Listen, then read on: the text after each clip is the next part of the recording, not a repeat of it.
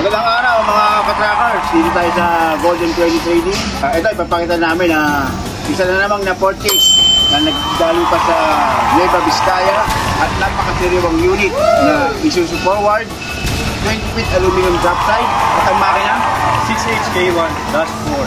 Tapos mga ka-trackers, bihira to kasi 8 stock. 3 wipers pa ito mga ka-trackers. At ang harap likod, nakamolye na. So tara mga ka-trackers, bihira yun. Harap likod, molye. Mga ka-trackers, ito iikutan namin ni Boss Raymond para makita nyo kung gaano kasariwa ang napili ng taga Nueva Vizcaya. Shoutout po, Sir Jomar. As is pa yan. So totoo, lahat na nakikita nyo, fresh from Japan. So yun nga, as I said mga ka-trackers, 8 stud tong gulong na to. So ang sukat ng gulong is 19.5. So Rim. Ito mga ka-trackers, drop side na.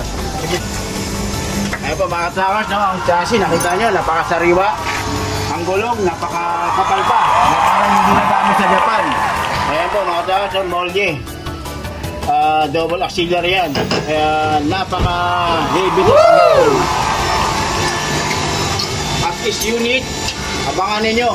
Pagagandahin natin itong drop side. Nakuha nila Sir Jomar. Gagawin natin brand new. Brand new. Ang kakarga dyan, alay. So, sakto-sakto itong unit na to para sa kanila. Nakita na ako. So mga ka-trackers, ito yung makina 6HK1-4. Napakasariwa. So alam nyo na yan, yung mga markings na yan, talagang hindi pa nagagalaw yan. Once na nakuha nga ni nakuha ni Sir Jomar, ang gagawin dito, change oil natin mga trackers. Ang mga nasa loob nito, mga drums nito, galing Japan pa. Japan pa yan.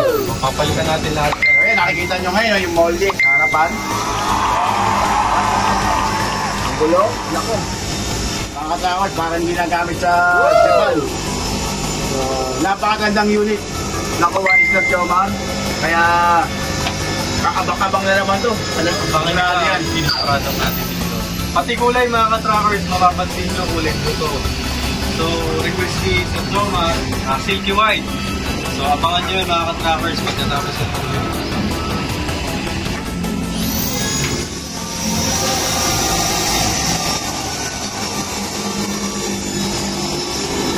Ayan. Ayan, naiiwan namin. Makita natin sa ating mga subscriber. Papalitan na yan. Steel flooring. Baby chassis. Papalitan na rin yan. Ang steel soleras. Saka mga ka-trackers, kung nakikita nyo yung molde, dadagdagan natin yan. So makikita nyo, pag finished product na to, tataas pa to.